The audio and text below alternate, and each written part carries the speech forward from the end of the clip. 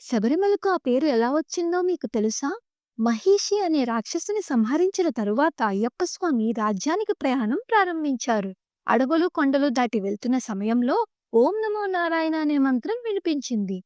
అయ్యప్ప స్వామి ఆ దిశగా వెళ్లారు. అక్కడొక వృద్ధ మహిళ తపస్సులో లీనమై కూర్చుని ఉంది. ఆమె కళ్ళు తెరిచి అయ్యప్ప స్వామిని దర్శించిన క్షణమే ఆమెకు ఆయన శ్రీ మహావిష్ణువుగా దర్శనమిచ్చారు. ఆ వృద్ధ మహిళ తనను తాను ఇలా పరిచయం చేసుకుంది. స్వామి, నా పేరు శబరి. నేను అనేక యుగాలుగా మీ దర్శనానికై తపస్సు చేస్తున్నాను. నాకు మోక్షం ప్రసాదించండి అని. ఆమె భక్తి చూసి అయ్యప్ప స్వామి హృదయం కరిగిపోయింది. ఆ క్షణంలోనే అయ్యప్ప స్వామి శబరికి మోక్షాన్ని ప్రసాదించారు. అప్పుడు శబరి చివరి కోరికను చెప్పారు. స్వామి, ఈ పుణ్యస్థలంలోనే మీరు శాశ్వతంగా నివసించాలి అని.